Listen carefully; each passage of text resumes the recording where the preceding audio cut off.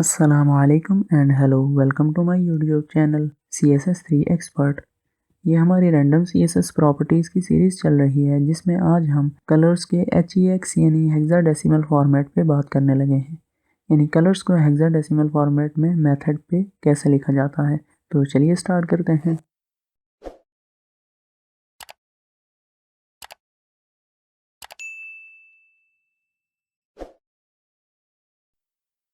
आप देख सकते हैं कि मैंने एक VS कोड की फ़ाइल ओपन कर रखी है और इसका डिस्प्ले सामने गूगल पर शो हो रहा है। इसमें मैंने पहले से कुछ लिख रहा है, ये मैं आपको बाद में समझाता हूँ। पहले मैं एक डिव बना लेता हूँ ताकि मैं उसमें कुछ लिखकर गूगल पर डिस्प्ले करा सकूँ। माय HEX कोड कलर, तो आप देख सकते हैं वो डिस्प्ले हो चुका है। अब मैं इसका फ़ॉन्ट साइज़ बढ़ा लेता हूँ।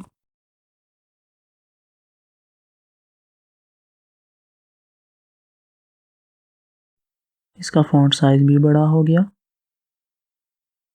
नाउ अब मैं इस पर बैकग्राउंड कलर की प्रॉपर्टी अप्लाई करता हूँ, रेड, और साथ ही साथ इसकी पैडिंग भी अप्लाई कर लेता हूँ ताकि ये थोड़ा सेंटर में आ जाए।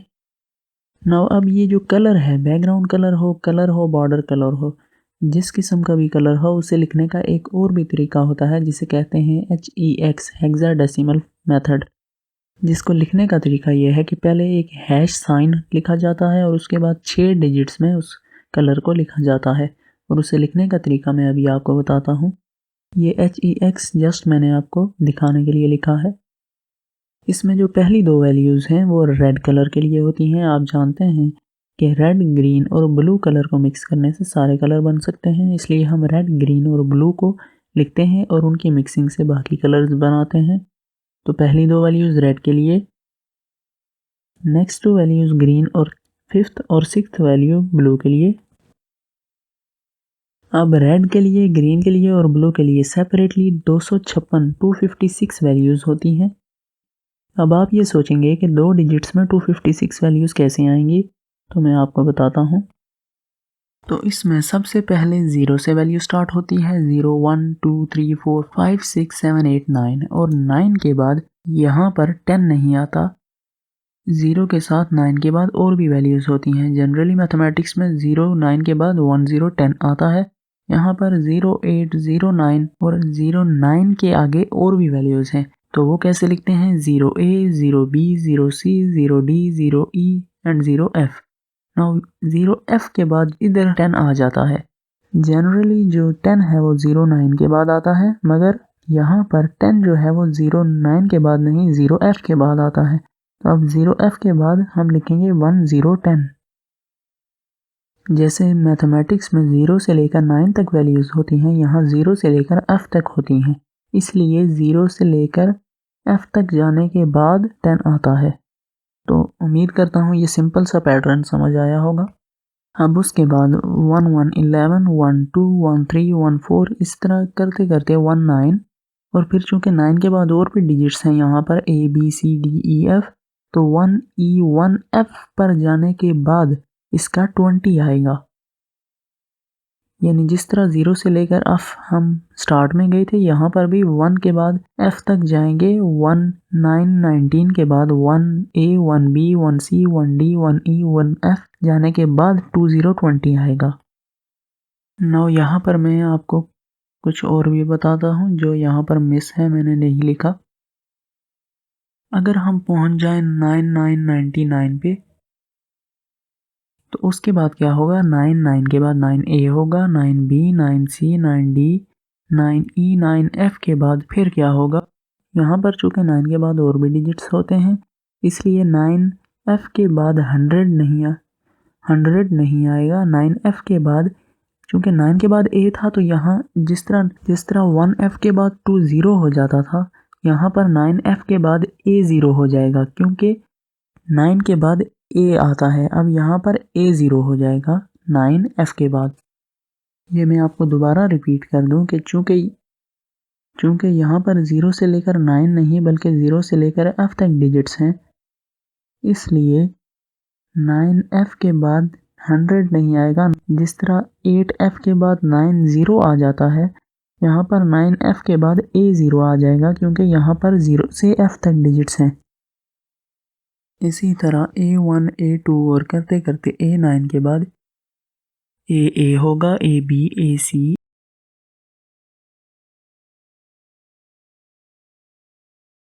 AD AE AF और AF के बाद अब चूंकि B भी है तो B 0 हो जाएगा।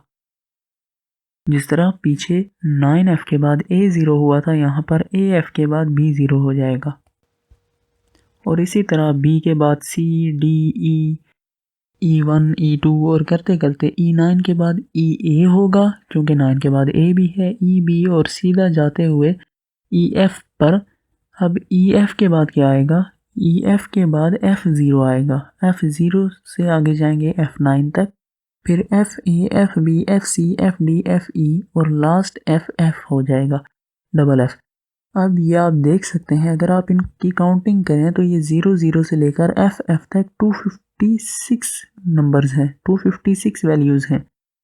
और इस तरह इन डिजिट्स को यूज़ करते हुए हम 2 डिजिट्स में 256 वैल्यूज़ लिख सकते हैं। और इसी को हम यहाँ पर रेड, ग्रीन और ब्लू के लिए लिखेंगे। अब यहाँ पर मैं रेड कलर जनरेट करता हूँ। जितनी कलर की वैल्यू ज़्यादा होगी उतनी उसकी इंटेंसिटी ज़्यादा होगी। रेड के लिए मैं डबल F लिख देता हूँ, यानी इसकी फुल इंटेंसिटी, यानी रेड की इंटेंसिटी फुल होगी। और बाकी दोनों के लिए मैं 0 0 कर देता हूँ। ग्रीन की 2 वैल्यू 0 और ब्लू की 2 वैल्यू 0। तो आप देखेंगे कि रेड कलर जनरेट हो चुका है। नाउ अब मैं रेड और ब्लू को 0 0 रखकर ग्रीन के लिए डबल F लिख देता हूँ, यानी उसकी फुल इंटेंसिटी वाली वैल्यू।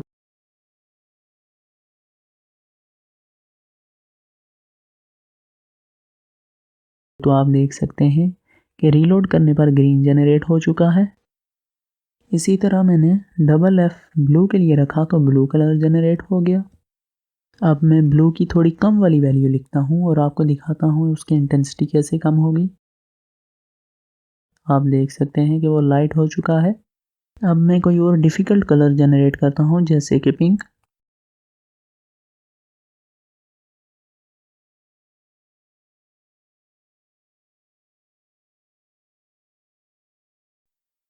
पिंक की मैंने HEX वैल्यू सर्च की तो वो ये सामने आपके आ चुकी है। मैं यही वहाँ पर लिखूँगा और आप देखेंगे कि पिंक कलर जनरेट हो जाएगा।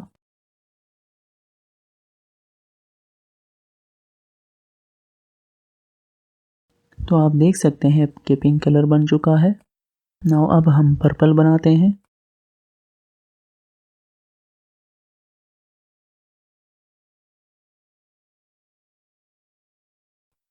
यहाँ पर वायलेट कलर की HEX वैल्यू है तो मैं वही पुट कर लेता हूँ और हम वायलेट कलर बनाकर देखते हैं।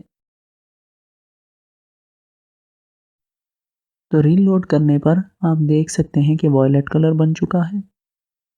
तो ये था एक सिंपल सा तरीका HEX मेथड में कलर्स को जनरेट करने का।